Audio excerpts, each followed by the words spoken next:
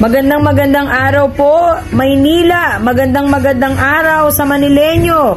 Ako po, si Super Mara Tamundong, narito para magbigay po at liwanagin ang ilang mga bagay. Siyempre, unang-una sa lahat, pasasalamatan ko po muna ang ating mga leaders na 24/7 nakatutok po sa akin at kinakamusta ako. Huwag po kayo mag-alala, I'm really okay at handang-handa na po ako sa lahat. Sana kayo po ay handa na rin. Thank you so much dahil lagi niyo po ako naalala sa araw-araw. Number 1, meron pong pinapakalat na mga balita na ako raw po ay aatras. Ang tanong, aatras po saan? Dahil sa Super Mara Tamundong ay never pong umatras sa anumang laban. Kilala nyo naman po ako. Sa 3 taon na ako po ay bumababa, alam nyo namang wala tayong inatrasan, lalo na para sa kabutihan na maibibigay po natin sa ating mga kababayan.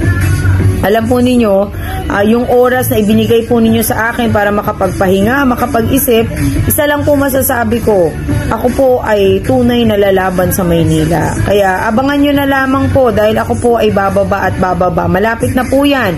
Siyempre, sa ating mga kababayan, wag po kayo masyado mag-alala at wag po nating ituring kalaban ng bawat isa. Ang kailangan po natin ngayon ay yung pagkakaisa at tunay na pagmamahalan at pagmamalasakit. Dahil dito lang natin makakamtan ang tunay na tagumpay para sa Maynila. Wala po tayong hangad kundi ang kabutihan. Siyempre, marami din pong kababayan natin na gusto pong maglingkod. Pero dapat manggaling po yan sa ating mga puso at hindi lamang sa salita. Kailangan sa gawa. Makita rin po natin yan.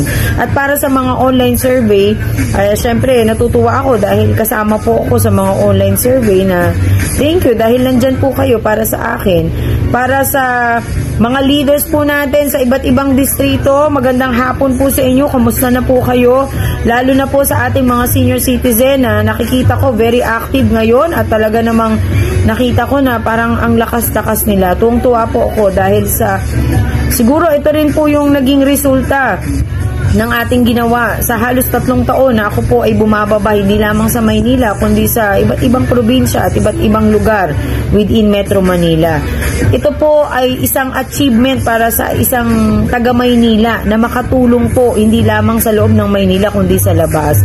Alalahanin po natin ang pagtulong ay hindi po pinipili. Hayaan po natin ang ating mga kababayan ang makaramdam ng kanilang tunay na damdamin. Dito po magkakaroon talaga tayo ng tunay na pagkakaisa. Ang hangad ko lamang yung kabutihan para sa lahat ang pairalin po natin. At sa pagkakataong ito, kailangan yung tunay na maglilingkod ay bababa para sa tao, hindi lamang para sa kanyang sarili. Ang hangad ko lamang, sana po sa tagal ng panahon, alam na po natin kung ano ang dapat natin gawin. Ako po ay malapit nang bumaba sa bawat lugar sa buong Maynila. Huwag po kayo mag-alala. Si Super Mara Tamundong ay handa na po para sa lahat. Pero ito po ay laban hindi para sa aking sarili, kung hindi laban nating Manileño na ang tagumpay ay kailangan makamtan na para sa Maynila. Muli, magandang hapon po sa inyong lahat.